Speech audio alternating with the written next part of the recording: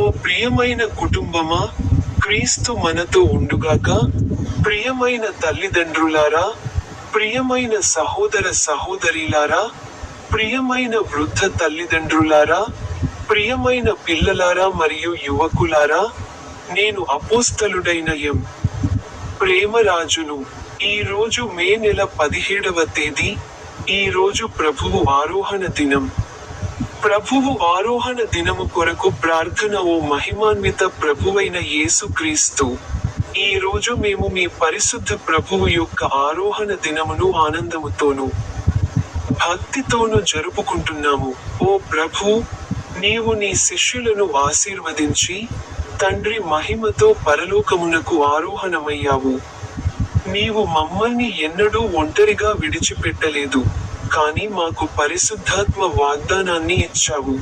ఓ ప్రభువైన యేసు, మా విశ్వాసాన్ని బలపరచు, తద్వారా మేము పరలోక సంబంధమైన వాటిని వెదకగలము మరియు భూమిపై నీ ప్రేమకు, సత్యానికి సాక్ష్యమివ్వగలము. శిష్యులు నిరీక్షణతోనూ ఆనందముతోనూ నిండినట్లే మా హృదయాలను కూడా నింపుము నీ సన్నిధితోనూ శాంతితోనూ. ఆమేన్. మొదటి బైబిల్ వచనాన్ని పఠించండి. ఆది కాండము 1వ అధ్యాయము 2వ వచనంలో ఆయన ఇలా అన్నారు: భూమి నిరాకారముగాను పాడుగాను ఉండెను, అగాధము మీద చీకటి కమ్మియుండెను, మరియు దేవుని ఆత్మ నీళ్ల మీద అల్లాడుచుండెను. చివరి బైబిల్ వచనాన్ని పఠించండి. కీర్తనల గ్రంథము 63వ అధ్యాయము 8వ వచనంలో ఆయన ఇలా అన్నారు: నా హృదయము నిన్ను వెంబడించుచున్నది, మరియు నీవు నీ కుడి చేతితో నన్ను గట్టిగా పట్టుకొనుచున్నావు. ప్రార్థిద్దాం. ఓ నా తండ్రి, పునరుత్థానుడవైన ప్రభువైన యేసు, ఓ పోప్ లియో 14, ఓ ఆర్చ్ బిషప్ ఆంథోనీ ఫుల్క్, ఓ రాజు చార్లెస్ III, ఈ రోజు మే నెల. ఇది 2026 సంవత్సరంలోని 5వ నెల.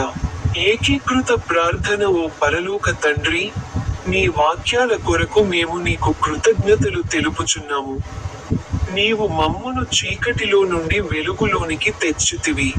నీవు మాకు విజయమును అనుగ్రహించితివి, మరియు నీవు ఎల్లప్పుడూ మా పక్షమున విజ్ఞాపన చేయుచున్నావు. ఓ ప్రభూ, మా కాపరివై ఉండి మా జీవితాలను నడిపించు.